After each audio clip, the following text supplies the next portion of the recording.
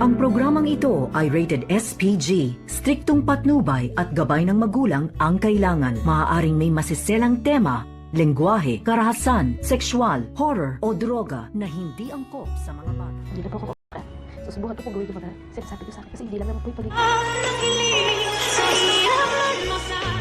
Narito na nga ang ating pagkabangan sa abot kamay na pangarap dahil sa hindi nga pinapaniwalaan ni Lynette itong sinasabi ni Annalyn na itong si Doc Carlos ang may gumawa dito sa pamumukbok dito sa ama ni Annalyn na si RJ. Dahil dito napagtalunan ng lahat na dapat ay hindi magbintang itong si Annalyn hanggang sa dumating nga itong si RJ at sinabi ni RJ sa kanila na pinagtutulungan nila ang kanyang anak na si Annalyn. At dito naman na nagkainitan at umabot sa suntukin ni RJ itong si Michael dahil masyado nga itong pakialamero at mas kinakampihan pa itong si Doc Carlos Benitez. Kaya naman nagkakagulo na nga. At nagbigay naman ng payo itong si Doc Carlos dito kay Lynette na sana iiwas muna itong si Annalyn na makipagkita dito kay RJ. Kaya naman wala ng choice itong si Annalyn kundi ang magpanggap na susubukan ngang tanggapin ni Annalyn itong si Doc Carlos at hindi natututol sa kung ano man ang dapat gawin ni Doc Carlos at dito nga ni Lynette upang nang sa ganun ay matutuklasan nila kung ano nga ba ang tunay na pagkatao dito ni Doc Carlos at kung ano ang sikretong tinatago nito na hindi pa nila nalalaman. At dito nga na sinabi ni Annalyn dito kay Doc Lindo na parang may kakaiba nga dito kay Carlos Benitez at hindi pa nga nila ito tuluyang kilala. Nagtanong naman itong si Doc Lindo na kung ano daw ang napapansin ni Annalyn dito kay Carlos Benitez. At naabutan naman ni Lynette na umiiyak nga itong kanyang anak at dito niya na masinsinan na kinausap.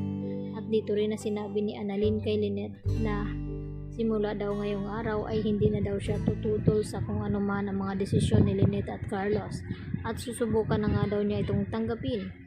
Kaya naman napayakap naman ng husto itong si Lynette dito sa kanyang anak. Samantala inaakala naman dito ni Giselle at Don Pepe na traitor nga itong si Doc Ray Meneses dahil siya nga ang ginawang medical director dito ni Moira. At dito naman na sinabi ni Don Pepe na walang hiya daw itong si Ray pagkatapos na siyang pagkatiwalaan ni RJ at naturingan pa siyang best friend nito ay ganito nga ang kanyang gaganti. At dahil sa pakiusap nga dito ni RJ kay Doc Ray na huwag mag-resign at pakisamahan din itong si Moira nang sa ganun ay malalaman nila kung ano ang mga pinaplano at binabalak ni Moira dito sa Apex.